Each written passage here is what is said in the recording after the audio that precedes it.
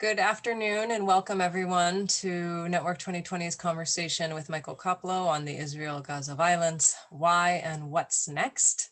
As background, as we wait for people to jump on the call, just a few words about Network 2020. So we are a New York-based nonprofit. We are an international inclusive community, and we're really working on bridging the gap between the private sector and the foreign policy space, and also trying to highlight and drive some innovative ideas to key foreign policy challenges. So we do a number of programs in addition to this virtual briefing series, so please do check out our website to find out more about our work. And it is my great pleasure to introduce Dr. Michael Koplow today. He has spoken to us before, just about a year ago now. He is the policy director of the Israel Policy Forum. And you can read about his many accomplishments on the slide attached, as well as on our website. But I did want to mention that I wanted to invite Michael back to speak to Network 2020 because he writes a newsletter called the Koplow Column that I find to be very insightful, very balanced, and it was what prompted me to reach out to him again. And so if you're interested in these topics, I do encourage you to go to the Israel Policy Forum's website and you can sign up for his newsletter as well. So with that, Michael, welcome back. We're pleased to have you back, circumstances notwithstanding. This is a very difficult topic to wade into, and as I've told you and others, in I think the 5 years since I've been running Network 2020, we haven't done a briefing on Israel and Palestine, and I think in part because it's so it's just such a sticky and complicated and emotional situation, but it's obviously well worth addressing, particularly now. And so we're doing that in a number of ways. We're having Michael to speak, and I'll talk about future events after this briefing. So if you could just start us off by setting the scene, where are we now? Since you and I last spoke last week, there's been a ceasefire announced, but could you talk a little bit about the events on the ground and what led up to this moment? Of course. Thanks so much, Courtney, and always happy to talk to the Network 2020 audience. So there are a number of things that were happening in the backdrop to the fighting between Israel and Hamas that broke out on May 10th. The first was real tensions in East Jerusalem over a number of issues. So the first issue was the neighborhood of Sheikh Jarrah, which is a neighborhood in East Jerusalem, and there are Palestinian families living in properties there, and those properties are owned by Israeli Jews. It's a complicated situation, and I'll try to do it as quickly as possible. But basically, there were two trusts, real estate trusts, that owned property there before 1948, two Jewish trusts.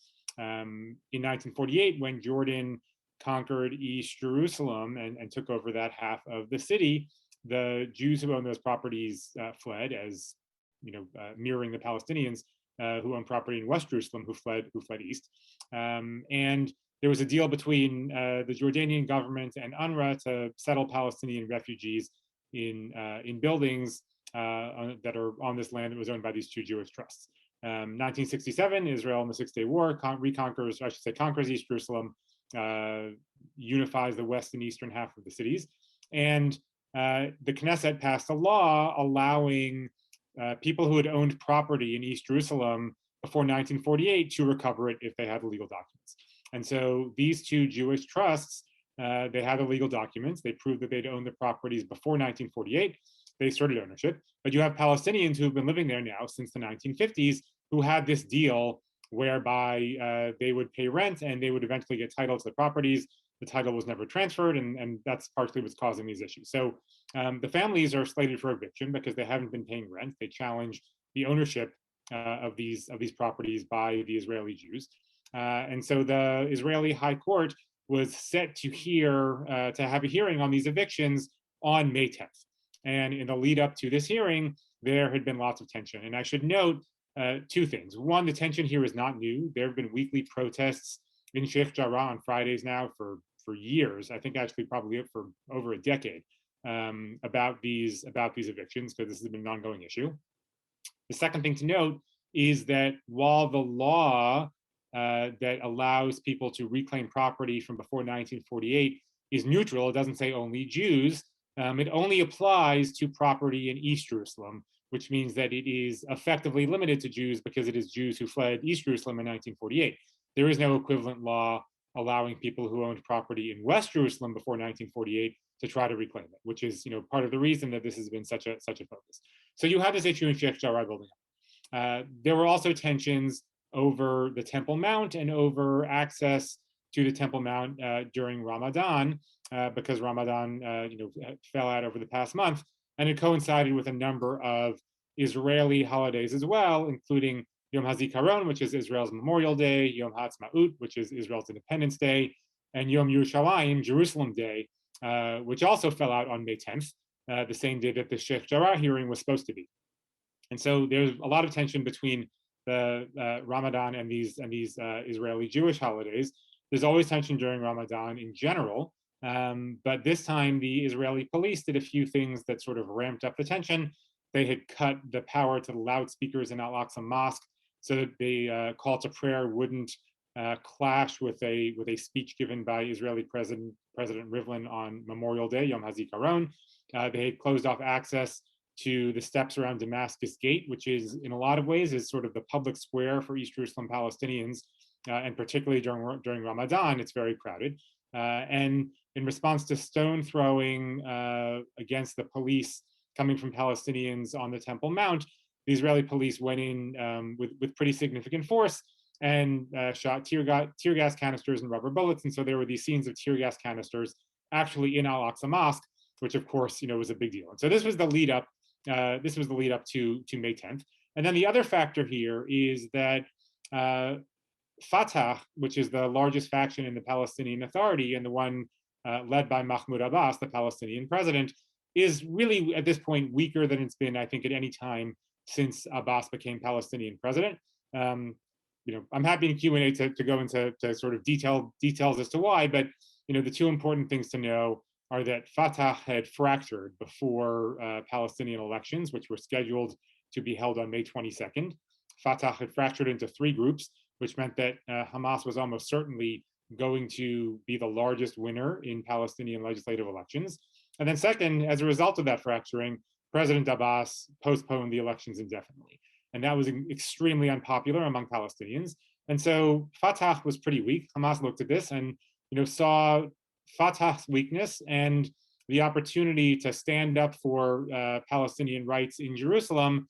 And that really led to Hamas seeing this as an unprecedented opportunity. And so on May 10th, Hamas issued an ultimatum to Israel, said that if Israel didn't withdraw entirely from the Temple Mount and didn't withdraw entirely from Sheikh Jarrah and cancel the evictions indefinitely, then it would defend Jerusalem. And it started by shooting 7 rockets at Jerusalem, which is extremely unusual in the context of rockets from Gaza. And that led, as we all saw, to 11 days of fighting.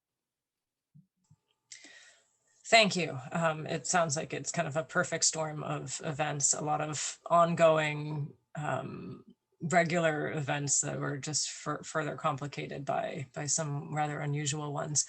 I would like to talk a little bit now about the broader political context, and you talked a bit about Fatah. Could you also talk a little bit too about what's going on in domestic politics in Israel? Because just some of the little bit that I've heard from news stories has also touched on that. And so, is there any sort of connection there? Sure. So I'll start with the Palestinian side just to kind of close the loop on what I mentioned last time.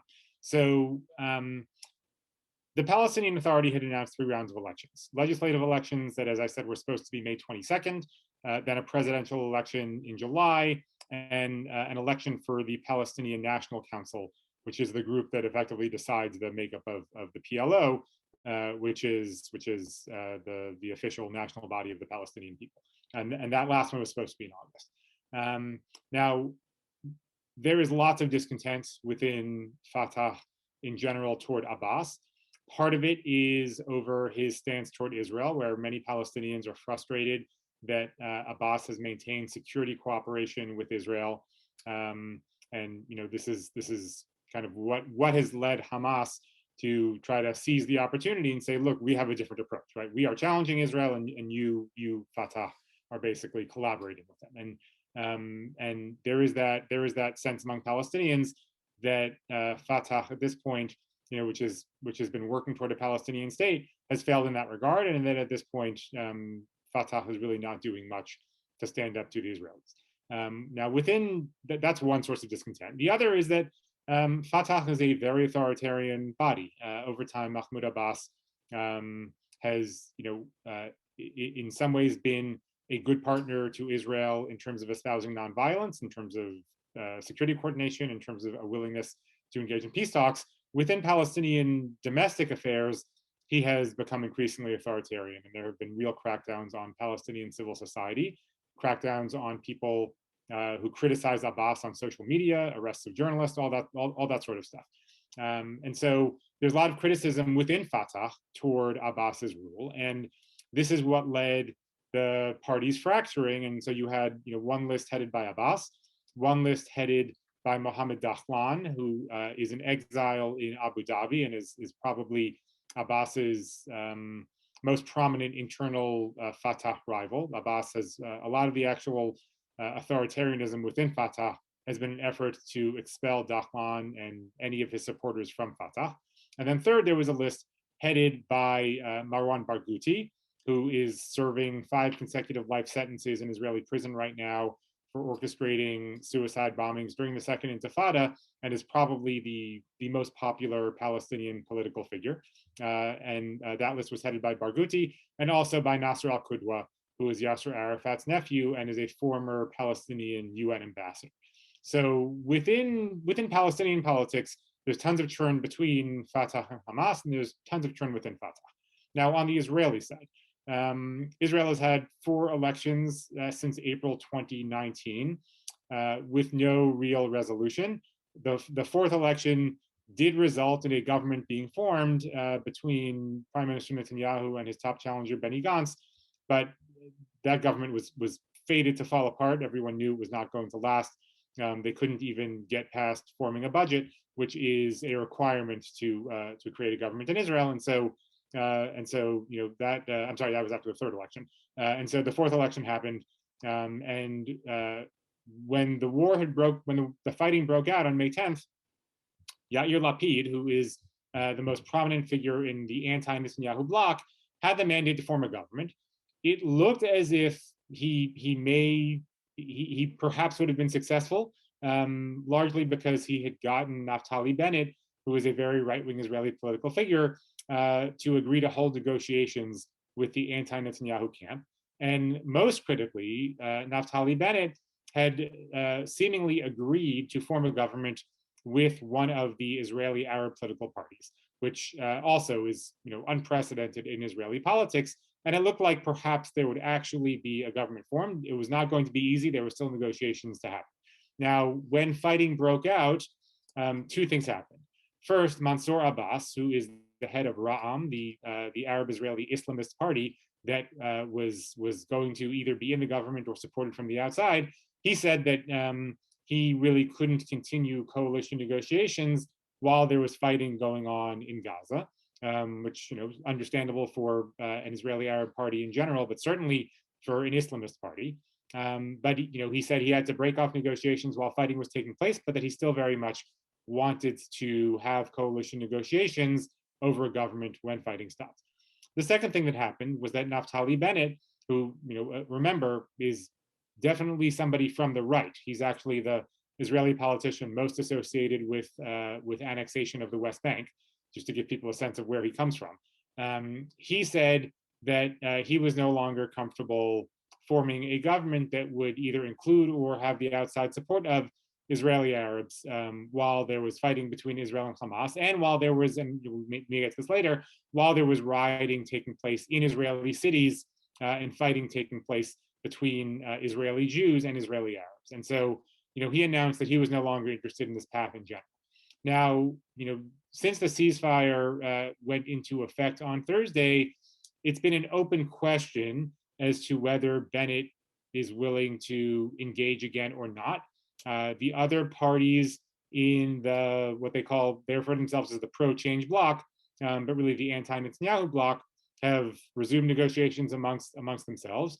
And there have been some reports that Bennett is willing to resume that, and there have been some reports that Bennett is really just trying to reestablish his leverage so that later on he can get a better deal from Prime Minister Netanyahu to form a government with him. It's impossible to say. Lapid's mandate to form a government expires a week from tomorrow. And when that happens, President Rivlin can either give the mandate to the Knesset, at which point there's a 2-week period where any Knesset member who can get to 61 can try to form a government. That has never happened in the history of Israeli politics, although over the last 2 years, we've seen many things that have never happened in the history of Israeli politics. So, another wall falling wouldn't be a big surprise. Or Israel will go to a 5th election, which will probably happen in August. My money is on that option. But frankly, with everything that's gone on, if before the deadline next Tuesday, somehow a government is formed with the anti-Netanyahu bloc, that's possible. I don't think that government would last very long, but nothing's impossible at this point. But I do think that a 5th election is the likeliest scenario, and I will be surprised if that does not happen. Thank you. I think that gives us a very good sense of some of the turmoil and divisions on all sides. I'd like to turn now to the idea of a negotiated solution. And I read the other week a post on Lawfare by Tamara Kaufman Wittes, yes, and I believe you've collaborated with her in the past, and the gist of the column was basically about is this the end to the 2-state solution? So from what you're looking at now, there's a ceasefire. Where do you see things headed from here in terms of prospects for peace? There are 2 questions here. One is about prospects for peace in the sense of quiet and no more fighting, and one is a question about the prospects for an actual long-term negotiated solution to the Israeli-Palestinian conflict. Tammy, so I would I'll second your recommendation that everybody should go read Tammy's post on Lawfare, and she wrote another follow-up post on the Brookings website I think on Friday. So Tammy Wittes, Elon Goldenberg, and I actually wrote a report for the Center for New American Security that was released in December, if memory serves me correctly. And that report was 70 pages of our best effort at arguing what a new American approach toward the Israeli-Palestinian conflict should be. And our frame there was basically that it is important to keep on working toward 2 states, but that it hasn't worked for a quarter century. And it's also important to not let that get in the way of other progress on the ground, and other progress meaning advancing security and prosperity for everybody, whether they're Israeli or Palestinian. And that gets to both parts of this question. So I'll deal with the second one first. Getting to a long-term 2-state outcome is really difficult. There are lots of things that have to come into place for it to even be plausible to work toward it at the moment. On the Israeli side of the political spectrum, nobody's talking about 2 states. People will recall that last summer the momentum was toward annexation, not toward 2 states. Within the past 4 Israeli campaigns, nobody has talked about a 2-state outcome. Nobody's talked about negotiations with the Palestinians. There's this widespread sense that it simply is not possible, and that maybe down the road, but that at the moment it's not possible, and that it's not even advisable. And that's why you see people talking about things like annexation, an effort to sort of just move beyond 2 states and get rid of it forever. On the Palestinian side, you have people, I alluded to this before in terms of the Fatah-Hamas split and why Fatah is monumentally unpopular.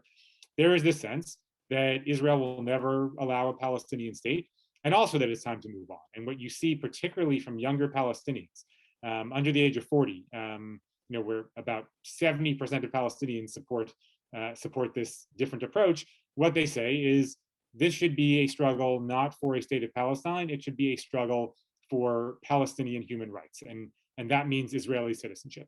And within Palestinian society writ large, at this point, you have something like 37 or 38% of Palestinians who still support two states. And you have 32, 33% of Palestinians who say, no, we want Israeli citizenship. Let's turn this from a national struggle into a human rights struggle. And so on both sides, the momentum against two states is building. And this may be this would be a much longer answer, and so maybe for another webinar, maybe we can do this again, another time. But conditions on the ground, contrary to popular belief, where there is lots of focus on this idea that two states is no longer possible, that separation is no longer possible, that's actually not true. It's become more complicated in the past few years, but getting two states is actually still possible. It's a question of political will. And at the moment, on the Israeli side, there is almost no political will for it. And on the Palestinian side, there may still be some political will, but the momentum, particularly in Palestinian society, is moving in another direction. Now, with all that, we turn to the first part of this, which is whether peace in the sense of preventing more fighting between the two sides, like we just saw, is possible. And there, it definitely is possible. But what has to happen is a fundamental shakeup of the situation between Israel and Hamas. Something that is widely accepted inside of Israel as facts, but either is not known here or is for some reason kind of dismissed by people, is that Prime Minister Netanyahu has had a purposeful policy of keeping Hamas in power in Gaza. And when I say that's not in question inside of Israel, it's not in question on anyone's part. And the Prime Minister takes criticism of it from the right, where they say this is ridiculous, we should be going in full force and removing Hamas. And he takes criticism from the left, where they say this is a terrible policy, you should be boosting the Palestinian Authority. But the reason Prime Minister Netanyahu has worked to keep Hamas in power is precisely because it's convenient to say, we can't negotiate toward two states because the Palestinians are divided. How can we negotiate with a terrorist organization in Gaza? Which, by the way, is a perfectly valid and legitimate point, except that the Prime Minister has actively worked to keep it that way. And so the policy has effectively been, let's keep the PA in power in the West Bank in a weakened state, and let's keep Hamas in power in Gaza in a weakened state. Now, in the past few days since the fighting has ended, there have been more calls to end that situation and to work to get the Palestinian Authority back into power in Gaza. And the only way to avert more fighting in the future and having another round like this is that scenario. Because if Israeli policy remains the same, which is to keep the blockade as it is on Gaza, and to also facilitate Qatari monthly payments into Gaza, which Israel's been doing now for years, and it really keeps Hamas weakened but in power, what's going to happen is the people in Gaza suffer because you have this blockade. Hamas diverts much of the supplies that come in. They get the payments from the Qataris, and they get the benefits of spreading those payments around, and they remain exactly where they are. And they keep a tight control on reconstruction and on humanitarian assistance and on really everything. So, what has to happen to avert something like this is for humanitarian aid to flow to Gaza unimpeded, but for reconstruction to really be handed to the United Nations and to the Palestinian Authority. And at the moment, Hamas has no reason to let that happen. But it has to be a real concerted effort where Hamas is basically put to a choice, where the international community, the US, the Egyptians, the United Nations, the Gulf states, and the Palestinian Authority all say with one voice, we are willing to come back in and really reconstruct Gaza, but you, Hamas, cannot have a hand in it. And have Hamas basically have to publicly say, okay, we're going to let this happen, and by so doing erode their own power, or have them publicly say, no, that's not acceptable to us, and really have the blame fall on them. And if that doesn't happen, then I'm very confident that in 1 year, 2 years, 5 years, 10 years, whatever it is, we're going to have this resumption of fighting like we saw, because it is this, the term cycle of violence gets thrown around, but in this case, it really is a cycle, and it's a predictable one. Thank you. On the topic of shifting sentiment, I wanted to turn a little bit to the US because I think it's hard to have a conversation about that involves Israel without involving the US. I was looking at some Gallup polls recently, and while there shows among Americans overwhelming support still for the Israelis, there is over the past few years just creeping public support for Palestinians. So could you touch a little bit on both the public opinion piece of how the US can play into this, as well as what's happening on Capitol Hill in Sure. Washington? Thanks. So the US is always going to look at Israel as a critical military ally because, when push comes to shove, there really is no replacement for Israel in terms of defense and intelligence capabilities in the Middle East. And the United States works hand in glove with Israel in all sorts of ways on security issues, from terrorism to countering Iran to what have you. So that is not going to change. And I think that when people expect the United States to end security assistance to Israel, for instance, that's just not something that's going to happen, having nothing to do with public opinion, having to do with Israel's role in geopolitics and Israel's role with regard to U.S. interests in the region. But what we see, and on the Democratic side of the aisle, there is wide recognition of that. And on the Republican side, certainly that's taken as an article of faith. And I think that when we look at President Biden's response to the fighting, what we saw was, President Biden basically giving the Israelis free rein to deal with Hamas militarily, something the Israelis felt they had to do because starting off the fighting by shooting rockets at Jerusalem was viewed as an escalation. And also, Hamas's rockets this time had larger payloads and were much longer range than the IDF expected. And so, President Biden, I think, wanted to give Israel the chance to respond to Hamas militarily and try to establish some sort of deterrence. And when we saw President Biden's rhetoric shift last Wednesday, where for the first time, he publicly said to the Israelis, "I expect you in the next 24 hours to start de-escalating toward a ceasefire."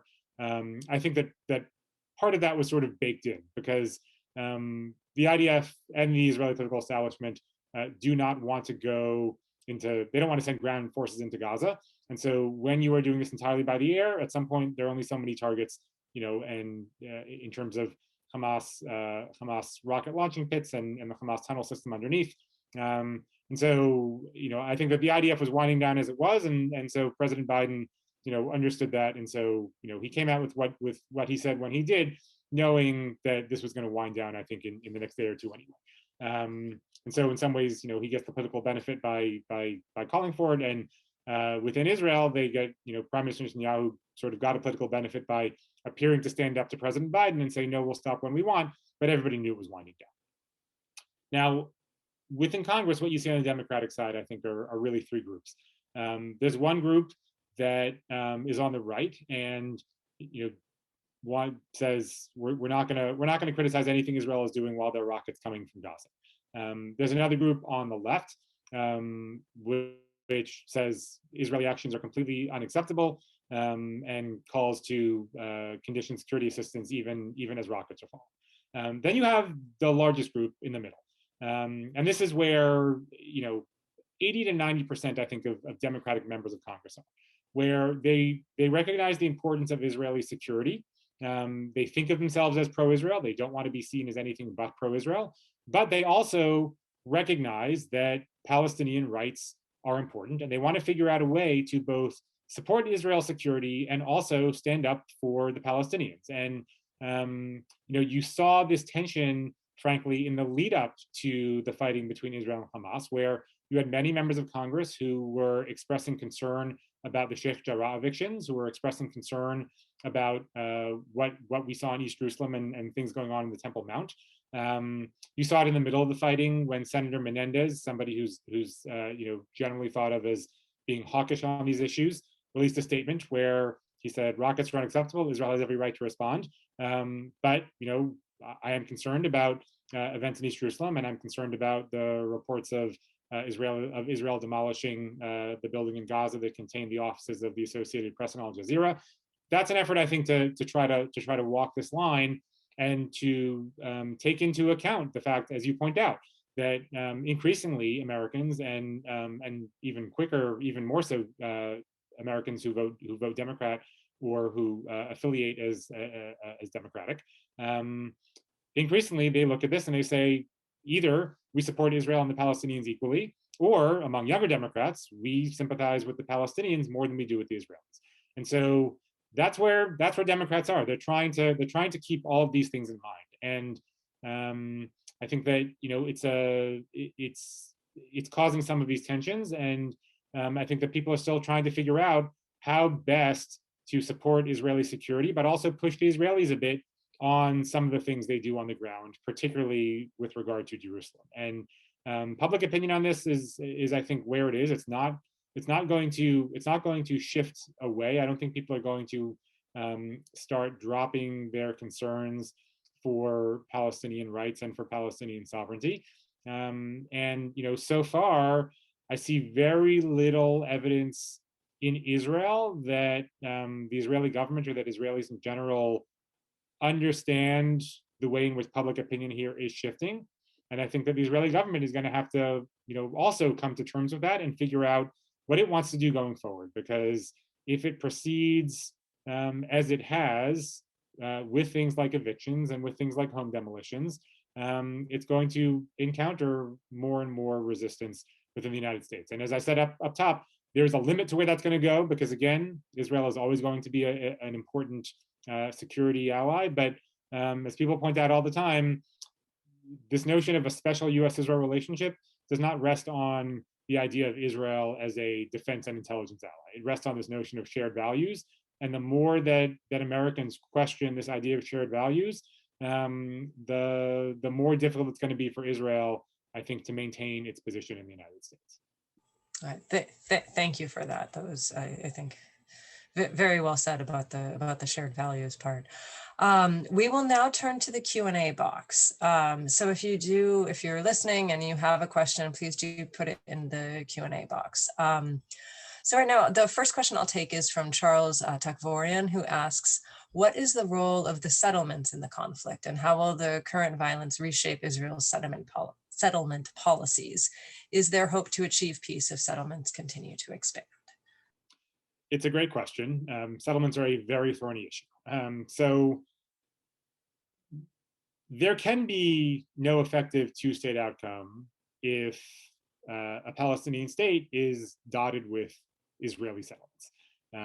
One of the reasons that the Trump Peace and Prosperity Plan that was released in January 2020 was in no way a serious effort was because one of its principles was that any existing Israeli settlement in the West Bank is going to stay where it is. And as a result, it created 17 enclaves, extraterritorial Israeli enclaves inside a future Palestinian state, which not only didn't work for the Palestinians, also created just a completely insane security burden on the IDF that would have to protect these 17 extraterritorial enclaves and all the roads connecting them and all the roads connecting them back into Israel. It was a completely unworkable fiasco.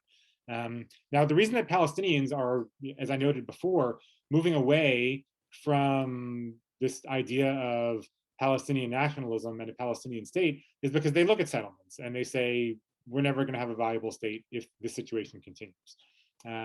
Now, on the ground, it is the case that nearly 80% of Israelis living over the Green Line live on about 4.5% of the territory of the Green Line. And that 4.5% is all either Jewish neighborhoods of East Jerusalem or large settlement blocks that lie right along the Green Line that would be part of any land swaps in a future state. But you still have about 20% of Israelis who are living far deeper inside the West Bank.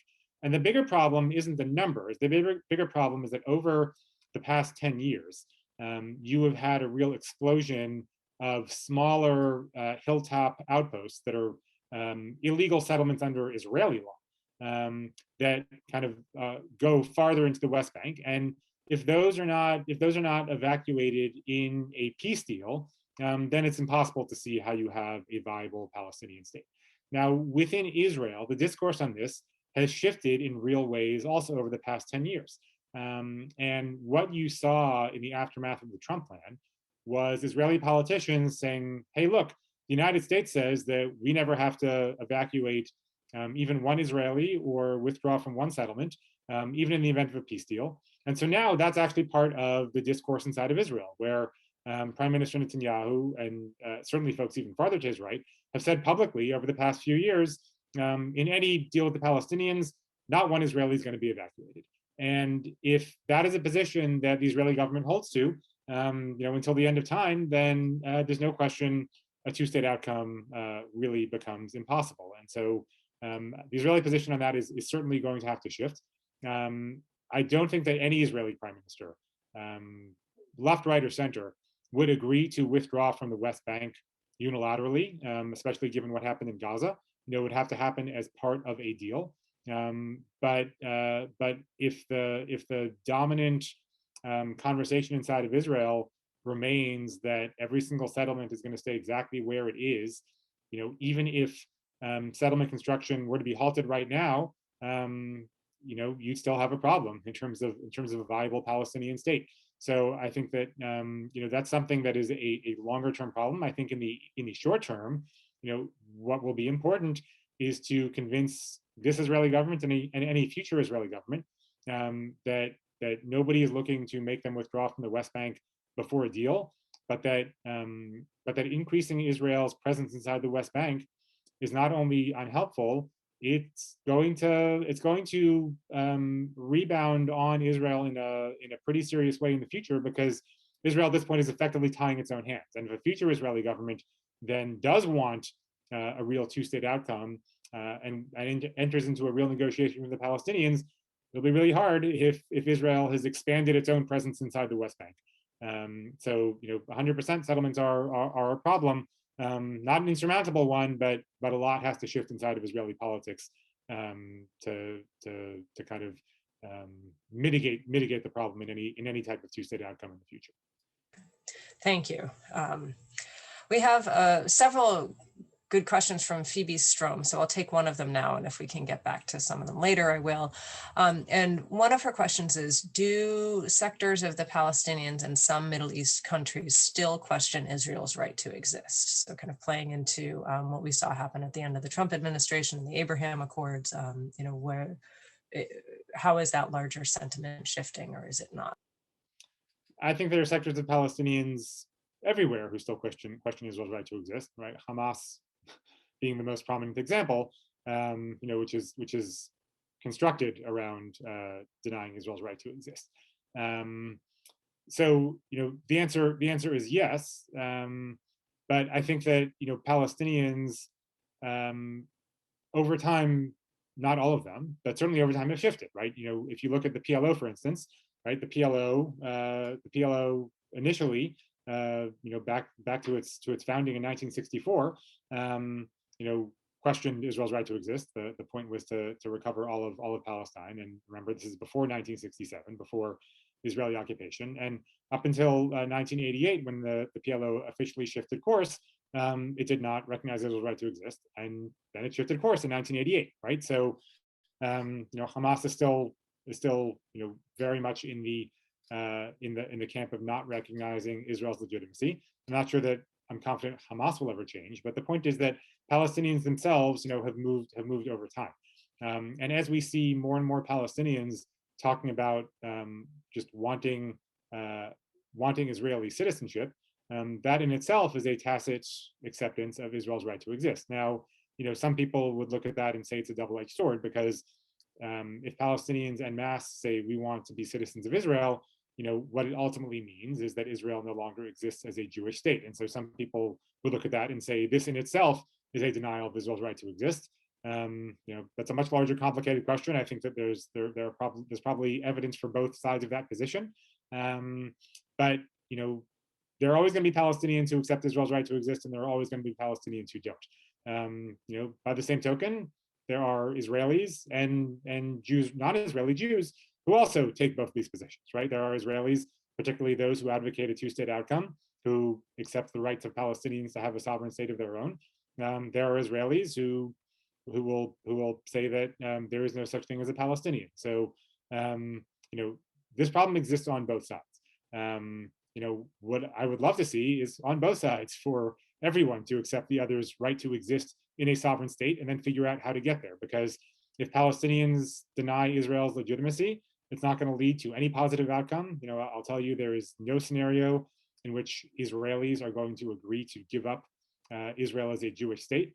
And on the other side, if there are Israelis or non-Israeli Jews who don't accept the right to a Palestinian state, then this conflict will go on forever. Thank you. Just one quick follow-up. Do you happen to know, when it comes to the Palestinians who are increasingly amenable to the idea of not looking at a Palestinian state, but looking at citizenship within Israel, are there generational divides on that front that you've seen? Oh yeah, big generational divides. Older Palestinians, who grew up kind of in the era of Palestinian nationalism, very much still want their own state. I don't think it's a coincidence that the leadership of Fatah is almost all older Palestinian leaders, whereas younger Palestinians, and this is not just a Palestinian issue, right? I mean, you see this around the world, right? Sort of the idea that that national identity is less important. The idea that that borders should be more porous, a focus on human rights and a focus on equality, as opposed to a focus on national rights. I think that's something that you see among younger people all over the world versus older generations. Within Palestinian society, you really see it. And I'll say in my own conversations with Palestinians, it's difficult to find Palestinians who are either my contemporaries or who are younger than me. I'm 41, just to date myself. It's hard to find Palestinians of my generation or younger who are really excited about the idea of Palestinian nationalism. What really motivates them is a sense of equality and justice, and they look at their Israeli counterparts, and in many cases their Israeli friends, who have all sorts of rights they don't have, and they don't have a good answer as to why that should ever be the case. Thank you. Thanks for that. We have a question, an interesting question from CK So that's looking at the diplomacy of this situation. And so they ask, how could the USA even pretend to be an honest broker in the Israel-Palestinian conflicts when it is so pro-Israel and still gives Israel $3.8 billion in aid, used mostly for weaponry? And again, I'm repeating the question, I have not fact-checked this. Perhaps the Palestinians should call in help from Russia or China to tilt the balance in their favor. So just kind of broadening this a little bit, how do these negotiations work in reality? And we're always in the US seeing ourselves sending envoys over.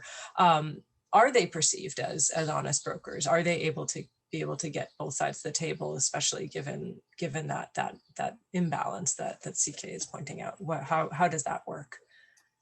I don't think that it's a good question, and I don't think that the frame should actually ever be honest broker, because I agree, it's even if the US is able to be an honest broker, it will be difficult for folks in the region to accept that, given the importance of US-Israel relationship, and given not just the $3.8 billion in annual military aid, but just all of the intense connections between Israeli society and American society.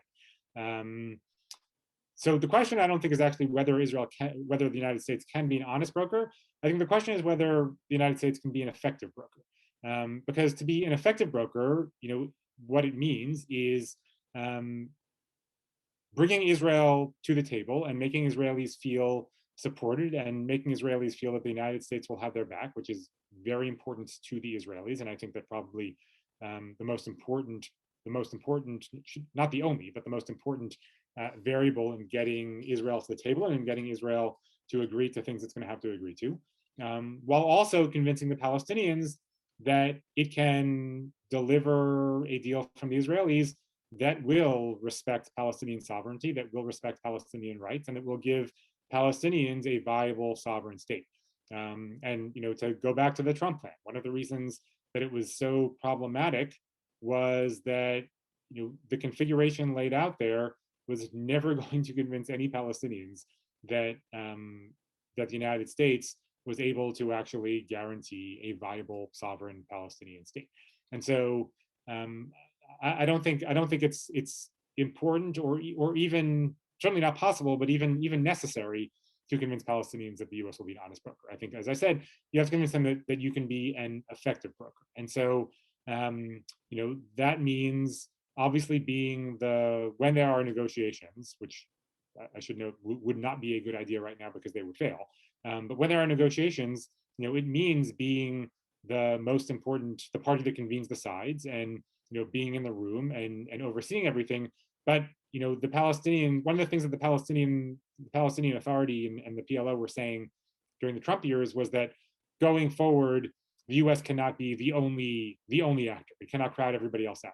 It can be one actor alongside the Russians or the Gulf states or the United Nations. And I think that that model would have been important going forward anyway. But I think that particularly in order to be effective going forward, it will have to be that sort of thing where the U.S. is the most important outside player in the room, but it is going to be important to bring in other parties to reassure the Palestinians and to make sure that there are other perspectives. And if the U.S. does that in a way that is able to make the Israelis feel supported, but also coax the Israelis along and make them come accept some things that may be uncomfortable for them to accept, while convincing the Palestinians that we aren't just out to kind of get the best deal possible for the Israelis. We're out to actually get a deal that will work for both sides and it will hold. Then yes, the U.S. can be an effective broker, and that's what will be important. Wonderful. Thank you for that. We have a question from Nelson Hitchcock, and he's asking about, just hearkening back to what you were saying about some of the actions that the Trump administration took. And one of the big ones was moving the U.S. Embassy to Jerusalem. How does that decision play into what we're seeing now? And just taking a step back to what have been the ramifications of that decision, which was quite contentious at the time, and then at least I haven't heard much about it since then. So how does that play into this? That's another really good question. When the United States recognized Jerusalem as Israel's capital, back in December 2017. Lots of people, and I'll say including me, expected that it was going to cause an outbreak of violence, and it did not.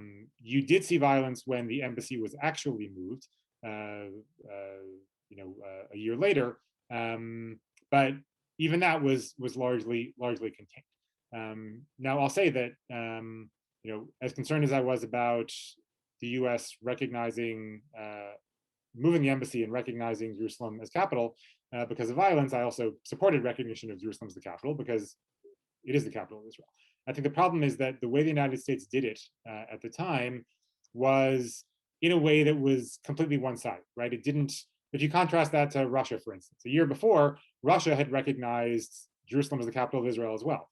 But Russia recognized it specifically as West Jerusalem, so that it didn't imply anything about East Jerusalem or a future Palestinian capital in Jerusalem. The United States didn't do that, right? The United States said Jerusalem. And while there was a line in there about not prejudicing future negotiations, it didn't recognize in any way that Palestinians have a stake in Jerusalem as well. And then further, when the United States, also in 2018, closed the consulate general in Jerusalem, which had served as a separate diplomatic mission to the Palestinians, and merged it into the U.S. embassy, that further sent this message that that Israel kind of viewed all of this, or that the United States viewed all of this as a single territory, and that, as Trump said repeatedly, that Jerusalem was off the table.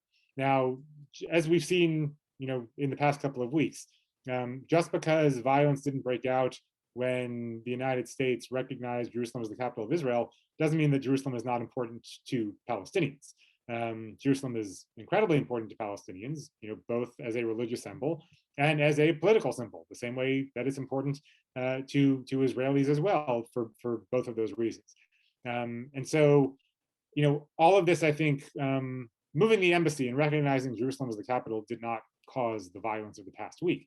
But as I talked about, in your very first question, Jerusalem remains the most sensitive issue in the Israeli-Palestinian conflict. And so when there is this perception that Israel is trying to crowd out the Palestinians from East Jerusalem, whether it's through Sheikh Jarrah evictions or whether it's through imposing restrictions on access, or whether it's doing things during Ramadan that make it seem as if Israel is trying to negate a Palestinian connection to the Temple Mount or prevent Palestinians from getting to the Temple Mount. It's always going to cause tension, like automatically and inevitably. And so, what I'd like to see from the United States going forward is not to in any way negate Israel's connection to Jerusalem, not to withdraw recognition of Jerusalem as Israel's capital, not to move the embassy. I think that all of these things ultimately are important and should remain as they are. But I do think it's important for the United States to do things that will also signal to the Palestinians that we do recognize the Palestinian connection to Jerusalem, and that we would in the future like to see a Palestinian capital in Jerusalem as well, and that Jerusalem is only going to work if it's a shared city. And the first step in that is reopening the consulate general. That's critical. The consulate was not in East Jerusalem; it was in West Jerusalem. And if it's going to be reopened, it should probably be reopened in the same spot that it was. But even that, given that it is a separate diplomatic mission to the Palestinians, signals to the Palestinians that our relationship with them is important and that we recognize a Palestinian connection to the city. And I think if we can do that, then hopefully it will not only give something to the Palestinians as well in terms of just recognizing their connection to the city, but demonstrating that we understand the complexities of the issue and that we do want to see a fair resolution going forward. Okay, thank you. We have a question from John Snipper who asks, is the insistence of the Palestinians on a right of return of every Palestinian identified by UNRWA as a refugee a stumbling block to ever having a final peace agreement? It's a stumbling block if the Palestinian right of return means Palestinians going back to what is now the state of Israel. Because if that happens in large enough numbers, then Israel ceases to be a Jewish state, and Israelis will they will never agree to that. Not without cause, by the way, right? There is no reason why Jews shouldn't be able to have their own national sovereign movement. If it means Palestinians returning, to what should be a state of Palestine, then there's no reason why that should be a barrier at all. And in any successful negotiation between the two sides, this of course is one of the four core issues, and it will be addressed. And I think that at that point, then Palestinians who want to return to a state of Palestine, even if it means not returning to where they lived before 1948, that will be something that should happen. But if it does mean a return to anywhere and everywhere, then that will be a poison pill that kills any type of two-state outcome. Thank you. We're getting a few questions on regional reaction. So, what are some of the reactions that you're seeing from some of the Arab states? And beyond that, do you see some countries that will this affect their recognition of Israel? And then, so that's kind of looking at the governmental level. But then, what is the impact of the Palestinians in Jordan and Lebanon to the current conflict as well? So looking at that issue as well. I don't think that anything that happened over the past couple of weeks is going to impact the normalization accords, the Abraham Accords from last summer and fall. You did see statements from the Abraham Accord states, so from the UAE and Bahrain and Morocco, even before the fighting between Israel and Hamas. You saw statements condemning Israeli actions in East Jerusalem, and you saw more statements during the fighting, and that's a signal that the Palestinian issue still does remain a variable in the domestic politics of these states. But it's important to remember that the Abraham Accords on both sides was an effort to get around the Israeli-Palestinian conflict. From the Israeli side, Israel did not want its own bilateral relations with Arab states subject to a Palestinian veto. And from the Arab state sides, they also did not want their potential relations with Israel subject to a Palestinian veto. That was sort of the point, right? That was the entire formula. So to think that fighting between Israel and the Palestinians is going to make the Abraham Accords go away or roll back normalization, I think misreads what the point of the Accords was. Now, as I said, these countries have their own politics, and the notion that the Palestinian cause is a complete non-factor is also wrong. That's another, I think, assumption people on the other side, made from the other side. So my guess is that, this will put a temporary freeze on some of the more ebullient displays of normalization. I don't expect to see lots of pictures of Israelis celebrating in Dubai and Emiratis, taking selfies on the Tel Aviv beach, both of which we saw a lot over the summer and fall. But normalization is not going to get rolled back, and I don't think it should. But even if I did think it should, it's not. I think that the fighting that we saw over the past 2 weeks does complicate things, certainly for the Emiratis and the Bahrainis most of all. And we're going to see how they navigate that. And I think they're probably going to want to do what they can to avert fighting like this in the future, particularly because it does cause a strain. But they want these accords to move forward, as do the Israelis, and I think that they're going to try to work very hard to make sure that they do. The question about Palestinians in Lebanon and Jordan, there are always difficult domestic politics for the Jordanians in particular, and the Lebanese when there's fighting. There's an enormous Palestinian population in Jordan. They are very sensitive to shifts in the West Bank, particularly sensitive to shifts in Jerusalem, as is the Jordanian government. And so, Jordan in particular, when you see fighting like this, they want it to stop as quickly as possible because it does put the stability of Jordan at risk. In Lebanon, it's a slightly different problem because in Lebanon, Palestinians are still largely confined to refugee camps. They don't have rights to work. They don't have rights to citizenship, as opposed to Palestinians in Jordan. So there, it's not so much fighting that causes tension. There's always tension among Palestinians in Lebanon with regard to the way they're treated by the Lebanese. So there it's a bit of a different issue. As we're approaching the hour, I just wanted to end with one final question, and thank you so much for just the depth with which you've gone into everything. When you're looking ahead, are there certain key events or milestones that you think would indicate, okay, we're heading in, potentially a positive direction here, positive being, overwhelmingly, let's look at something peaceful, or are there, certain events, milestones, markers that you would keep an eye on, that you'd be like, oh, this doesn't look good for an outcome? On the Israeli side, as I said, there's no appetite across the Israeli political spectrum, except for a few parties on the left, to enter into real negotiations right now over a Palestinian state. That's just, it's at the moment, it's a dead issue. But there are plenty of people, particularly in the center, and some of the parties that are now talking about forming a change government. Yair Lapid, who's the head of Yesh Atid, Benny Gantz, who's the head of Kahol Lavan, blue and white, some others. I think that among them, there's a real recognition that that Israel can take steps to quiet the situation and to not be overly provocative. So, some of the stuff in East Jerusalem and some of the more provocative actions in the West Bank, I think that if we see a government formed that quietly stops some of this stuff, that will be a positive marker on the Israeli side. Again, it's important to kind of keep in mind the limitations of this. It's only going to go so far, but even small steps at this point would be good.